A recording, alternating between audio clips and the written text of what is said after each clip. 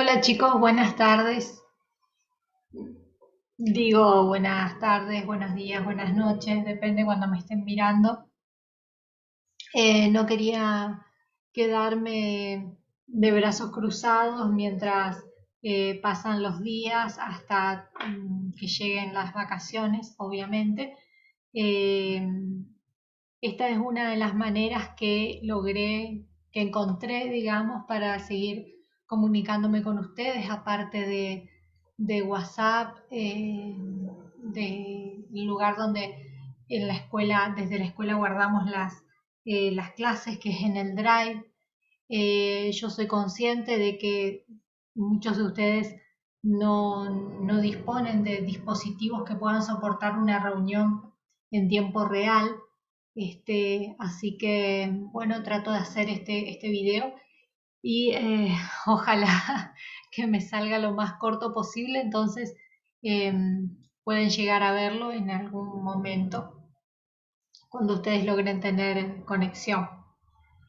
Eh, Vamos entonces con una clasecita más.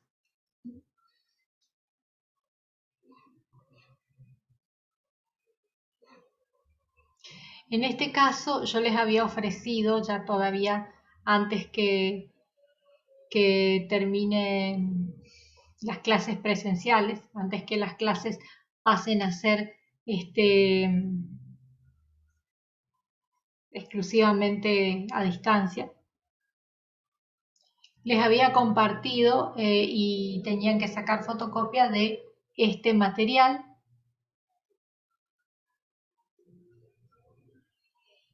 Y el primer tema que trataba era sobre qué es el Estado, qué es un Estado. Y habíamos hablado que, a pesar de que hay varias definiciones sobre qué es un Estado, fundamentalmente lo concentramos en tres cuestiones. Un Estado tiene que tener un gobierno y dentro del gobierno metimos ahí los representantes, los políticos, las leyes, la constitución, etcétera, ¿no es cierto? Tiene que tener un territorio, sí o sí, y tiene que tener un pueblo o una nación hacia el cual ejercer este poder, ¿no es cierto? Pero ahí también estuvimos viendo que en un mismo país puede haber conviviendo varias naciones, si tenemos en cuenta que el término o la palabra nación implica un conjunto de personas que comparten determinadas características sociales, culturales, un idioma, una religión en muchos casos, una identidad, un sentimiento de pertenencia. A esa cuestión símbolos puede que esté relacionado a símbolos patrios también, ¿no es cierto? Pero que hay lugares en el mundo donde hay conviviendo más de una nación y no en todos los casos esas naciones que conviven con un poder central, por así decirlo, están de acuerdo en querer formar parte. Por ejemplo, habíamos puesto o habíamos dicho como ejemplo los vascos y los catalanes en España, que conforman una nación, pero ellos como que piden la independencia, piden ser países aparte y también habíamos dicho que en realidad es muy difícil que eso suceda, que los dejen ir. Entonces continúa la fotocopia diciéndole cuáles son las características del Estado. Y la segunda parte, la segunda hoja ya habla sobre los tipos de Estado. Dice, el Estado moderno es producto de muchos años de historia. Surgió y fue acompañando, perdón, la instalación y las transformaciones del capitalismo. Más que las transformaciones del capitalismo, yo diría las transformaciones de la economía. Si bien una de las claves fundamentales del capitalismo es comprar, vender y obtener ganancias, hay formas económicas y hay formas de vida eh, que no se rigen por esos parámetros, o sea, no se rigen por los parámetros del obtener ganancias, que me parece que es lo más central del capitalismo.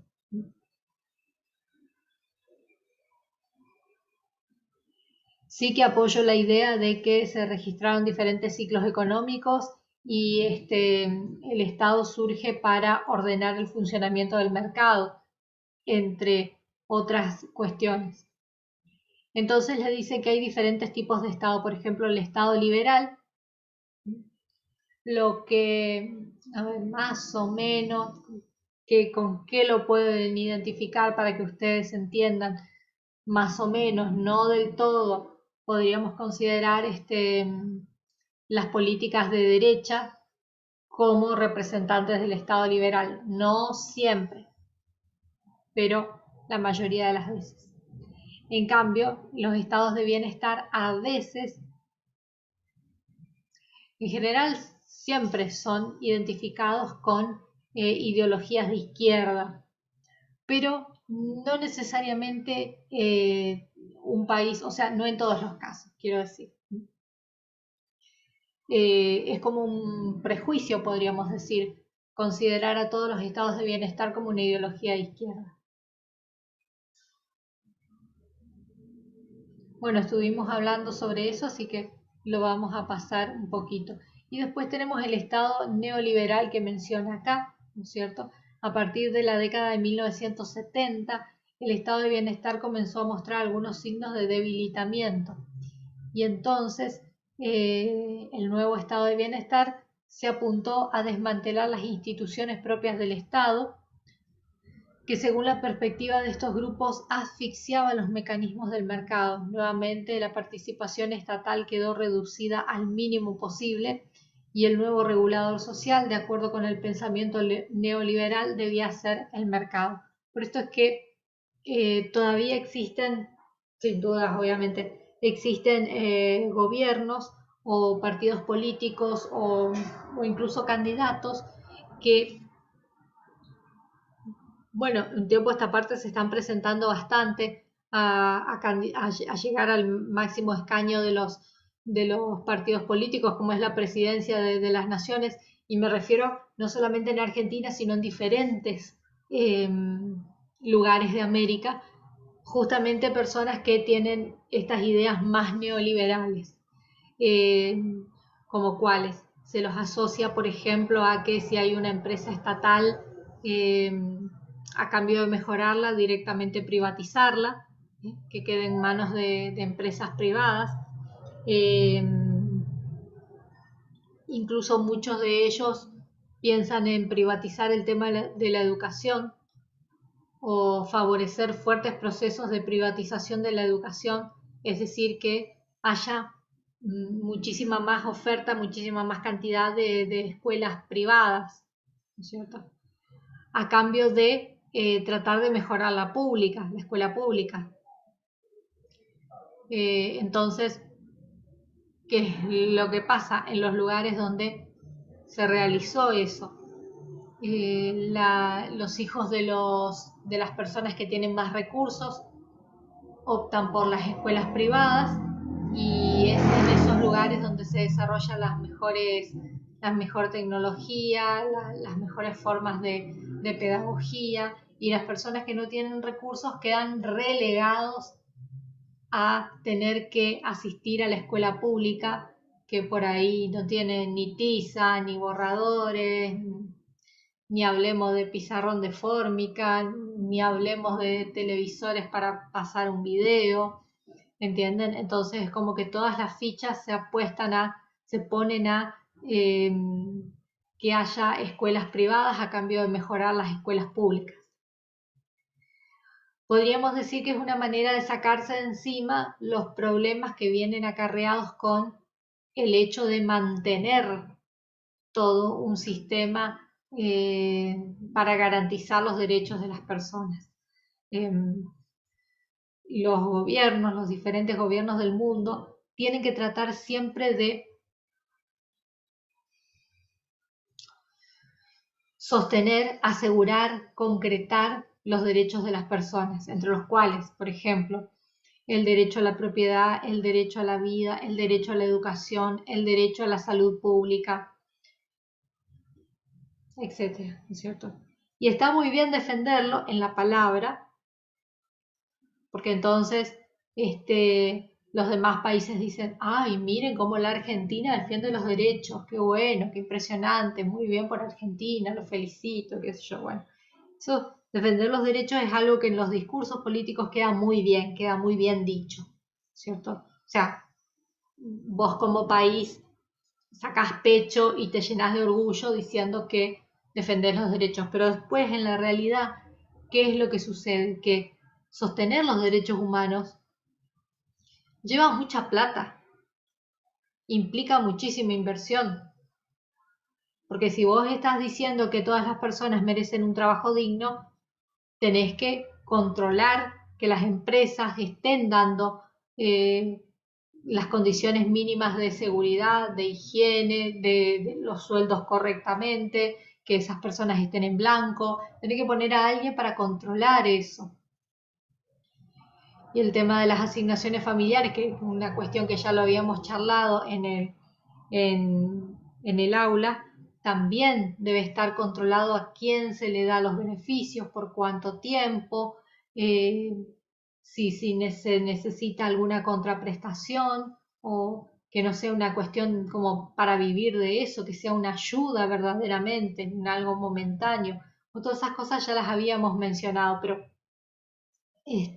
darle una oportunidad a las personas para que puedan trabajar, para que puedan organizarse, para que puedan tener una vida digna, implica mucha plata, implica mucha plata.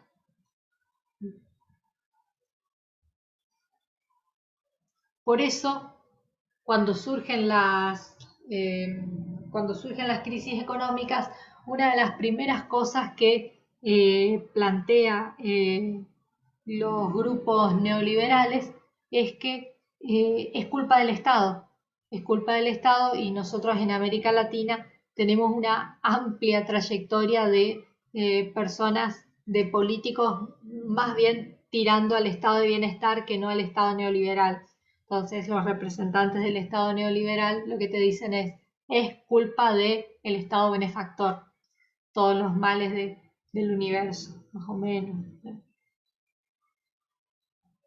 Lo que pasa es que el Estado neoliberal lo que plantea es cada cual debería salvarse a sí mismo.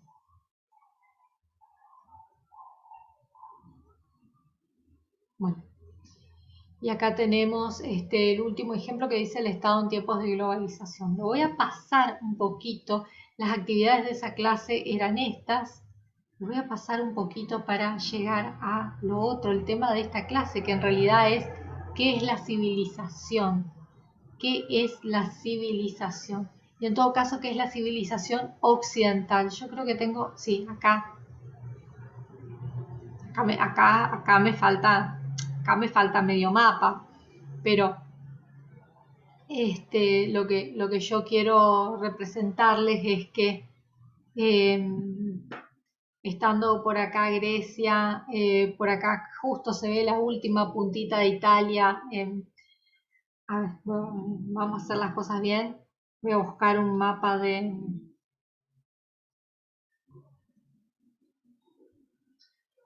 Voy a buscar un mapa... No.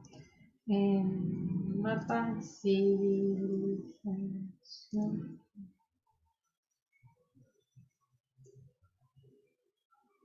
Tal.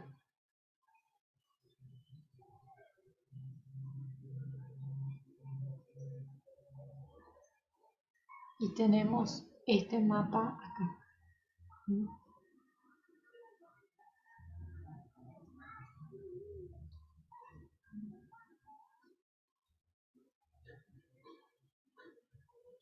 Bueno, si se fijan, si es que ustedes conocen más o menos el mapa del mundo, sabrán que esto es América, nuestro continente.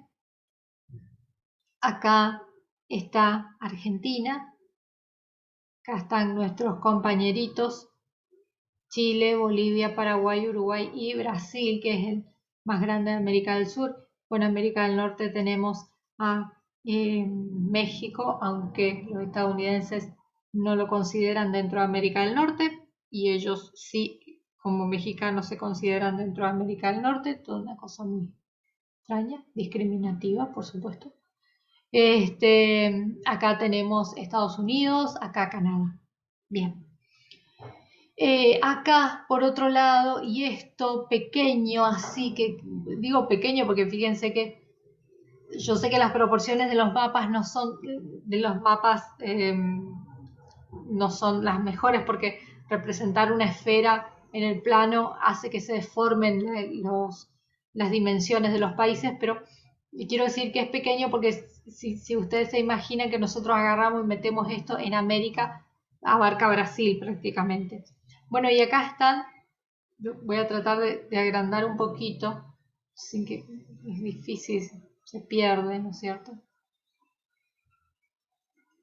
Acá en esta pequeña botita está Italia, acá chiquitito estaría Grecia, acá está España y aquí está Portugal, aquí está Francia y acá está el Reino Unido.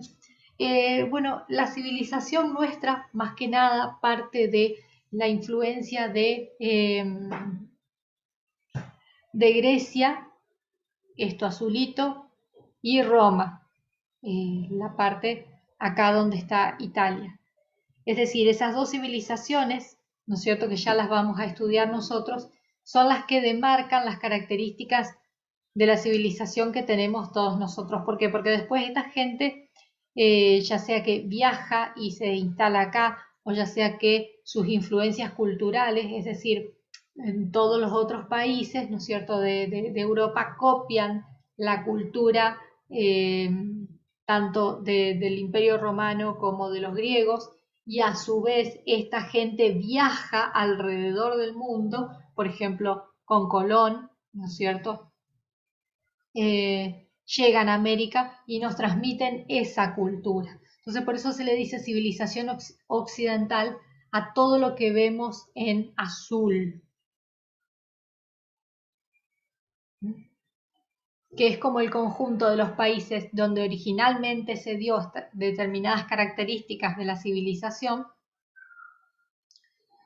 donde donde después también copiaron esas características de los griegos y los romanos, y después esos pueblos que copiaron se van a otros países del mundo, conquistan esos territorios y transmiten nuevamente esos formatos culturales, ¿no es cierto?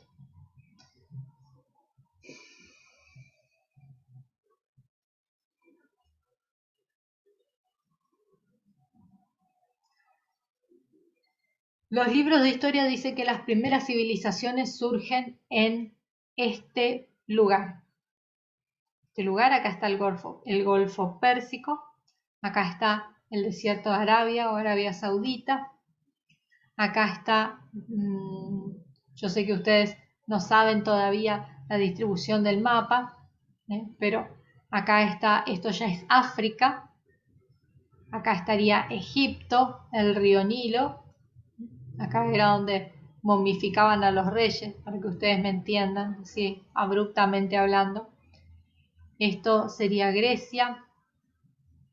Y esta parte acá, de vuelta, para que ustedes me entiendan, fíjense que acá dice Jerusalén. Estos son todos los lugares donde vivió Jesús. Solamente una explicación a manera de que me entiendan, dónde estamos. Bueno, y acá están los ríos Tigris, estas liñitas que son como venitas que vienen acá. Este es el río Tigris y este es el río Éufrates. Hace todo su recorrido. Me parece que lo señalé al revés, los ríos se señalan desde el nacimiento. Desde acá entonces vengo bajo, bajo, bajo, bajo, bajo, bajo. Ahí, desembocó. Bueno, entre estos dos ríos se forman en tiempos inmemoriales, se forman unas tierras tremendamente fértiles. Y recuerden que nosotros habíamos dicho por qué la gente se pelea, por qué hay guerras. Bueno, hoy en día hay guerras por diferentes cuestiones. Hoy habrá guerras por el petróleo, por recursos, pero generalmente es por cuestiones económicas, el 90% de las veces. Y a veces las que son consideradas guerras por cuestiones de religión, en el fondo también son por cuestiones económicas.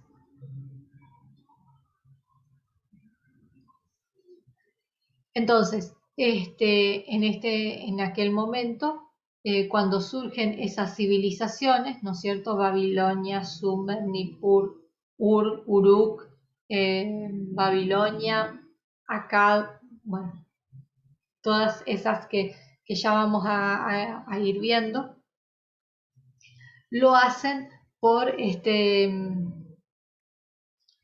cuestiones económicas y se empiezan a pelear unos con otros.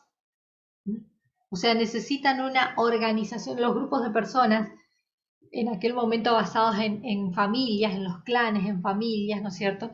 Necesitan una organización primeramente para organizar el tema de la división, el reparto de los recursos económicos. Con esto me refiero no al reparto de plata, sino al reparto de comida en aquel momento, ¿eh? A quien le tocaba qué determinadas porciones o qué determinado trabajo le tocaba, si algunos iban a ser artesanos, si algunos se iban a dedicar al comercio, si algunos se iban a dedicar a la agricultura o quienes también se iban a dedicar a, bueno, pues gobernarlos a todos, a ordenar toda la cuestión, ¿no es cierto? Entonces,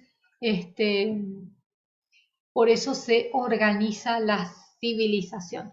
Y ni bien comienza la organización de la civilización, va desarrollado también el tema de la escritura.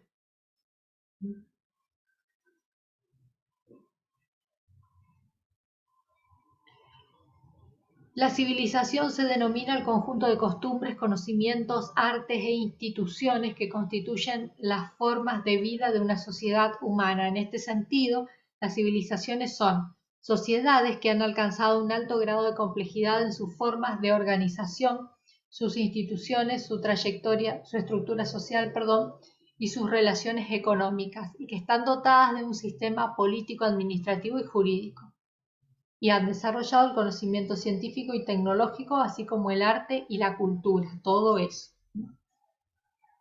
No es que todas estas cosas aparecen de un día para el otro, es todo un proceso de construcción y es un proceso de, primero se organizaban en familias, después esas familias fueron creciendo y tiene todo que ver con el paso fundamentalmente de ser nómades a sedentarios.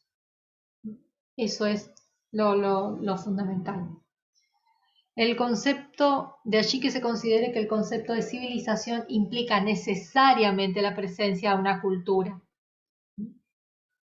y pueda considerarse en muchos casos como su sinónimo. Es decir, el conjunto de creencias, valores, costumbres, tradiciones, manifestaciones artísticas e instituciones que caracterizan a una sociedad. Bueno, bajo este concepto de civilización es que nosotros vamos a ir estudiando diferentes civilizaciones. La civilización mesopotámica, la civilización egipcia, la civilización de los griegos, de los romanos, y hasta ahí en primer año. Bueno, pasamos a la actividad que van a realizar es esta, está debajo de esta imagen, es esta. Luego de leer la definición de civilización, pensá y escribí en tu carpeta cuáles son las características de nuestra civilización hoy, en la actualidad. ¿Y qué necesita una civilización según tu opinión, para estar bien organizada? Bueno, después nada más les voy a compartir ya terminé con esa parte de la explicación, quiero decir, y nada más me queda por repasar, mostrarles que yo encontré este material que a partir de acá lo tomo prácticamente entero, son muy pocas cosas las que le saqué, porque me parecía que se hacía ya muy largo. A partir de ahora vamos a trabajar con este material que dice Escuela de Educación Sindical, pero esto es de México. Historia del trabajo y del movimiento sindical, folleto 1, de la edad de piedra a la edad de las máquinas. ¿Por qué lo tomo? Siendo que es un material de estudio de una escuela sindical de México. Lo tomo porque la información pertenece igualmente a las civilizaciones que vamos a estudiar, pero lo que me pareció súper interesante fue el punto de vista, una de las cuestiones con la educación de adultos es que no hay prácticamente libros o material que nos puedan ayudar a hablarles a ustedes como si no fueran niños, ¿se entiende? Entonces, hay veces en que yo he tenido que adaptar ciertos contenidos de libros que eran para niños prácticamente a la educación de adultos. Entonces, en ese sentido, encuentro este material que está obviamente realizado para adultos eh, y quería compartirlo con ustedes.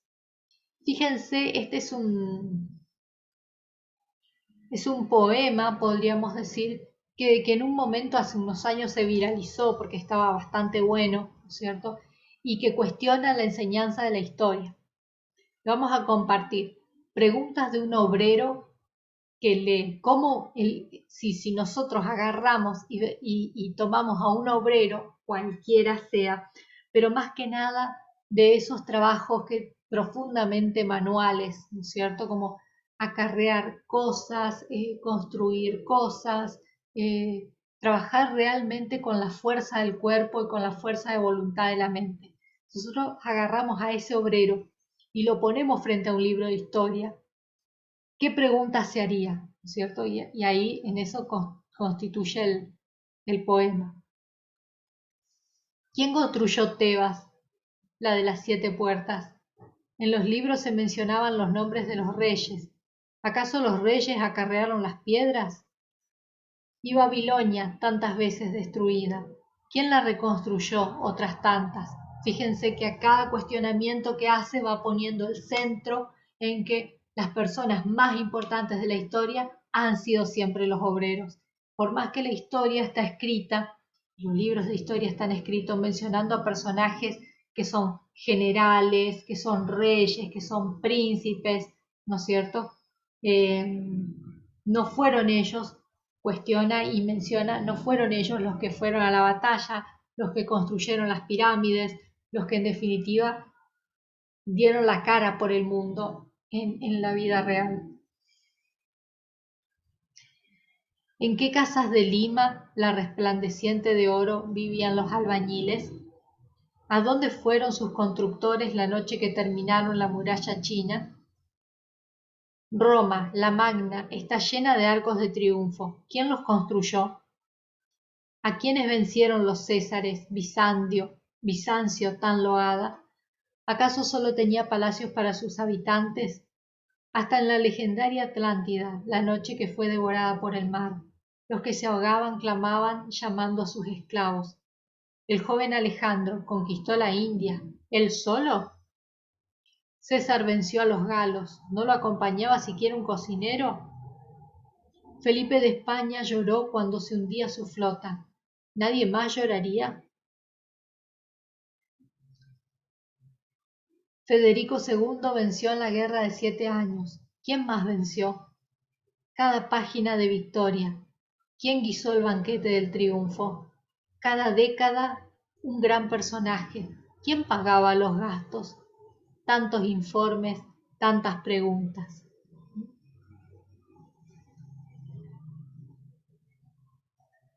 Y en la presentación hace también una mención y una referencia al porqué de hacer una especie de libro de historia que ni siquiera alcanza, sino que es folleto, pero hacerlo desde un punto de vista de una persona común y corriente, de un trabajador.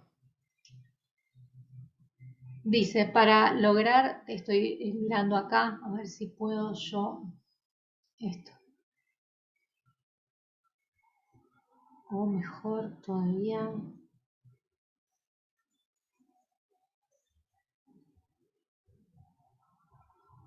Esto.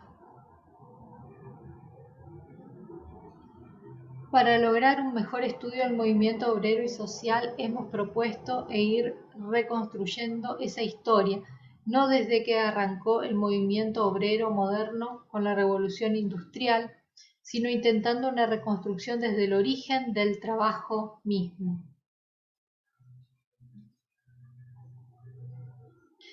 Se cuestiona por qué desde pequeños se nos cuenta una historia en donde los emperadores, los faraones, los reyes, los monarcas son los principales protagonistas del pasado histórico y casi nunca se nos habla de los miles y miles de trabajadores, esclavos, plebeyos, siervos u obreros que con sus manos, su trabajo y su esfuerzo construyeron las 7 maravillas de la humanidad y que cada día construyen y hacen funcionar la sociedad en la agricultura, la ganadería, la selvicultura, pesca, servicios de todo tipo y la industria, ya hablando, ¿no es cierto?, de la actualidad. ¿Por qué no se señala las grandes batallas de pueblos enteros por su liberación de imperios opresores? Más aún, no se nos cuenta que el trabajo humano fue y es no solo la principal fuente de riqueza de las naciones, sino la actividad más importante para que el ser humano transformara desde su estado primitivo, semisalvaje hace más de 2 millones de años, en el moderno, pensante, creativo y evolucionado ser capaz de inventar la computación, pisar el suelo de la Luna, enviar sondas a planetas distantes o arrojar una bomba atómica a sus semejantes. Fíjense, tremendamente interesante la forma en que lo lee, ¿no es cierto? En que lo expresa, perdón. Y los invito a seguir la lectura un poquito más. La próxima clase ya vamos a hablar de las civilizaciones de surgimiento de las civilizaciones agrícolas, que está acá, por acá, que no lo alcanzo a ver bien. Y bueno, entonces a leer esas 2 primeras hojas con lo anterior, ya les marqué más o menos qué era lo que tenían que responder, qué es esto.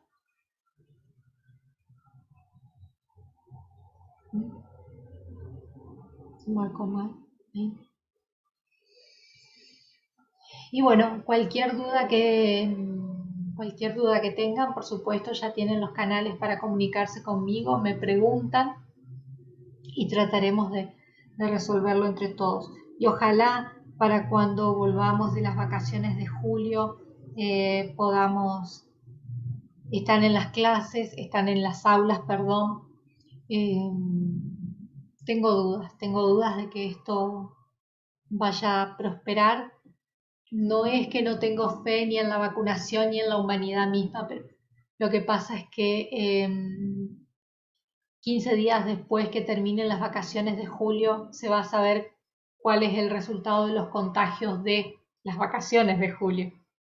En este momento, mal que mal, todo el mundo está todavía trabajando, pero yo creo que ni bien tengan la oportunidad de salir a veletear, van a salir y eso va a significar un repunte de los casos, lo cual a nosotros nos va a afectar porque nos va a mantener en casa. Pero bueno, de esta forma, mediante este medio, vamos a poder solventarlo de vuelta. Estoy grabando este video con un programa que me permite separar el audio, es decir, yo tengo el audio por separado. El audio dura lo mismo, pero es menos, ocupa menos datos. Si ustedes quieren que yo les pase el audio solamente a cambio del video, me lo hacen saber. ¿Estamos? Bueno, nos vemos en la próxima.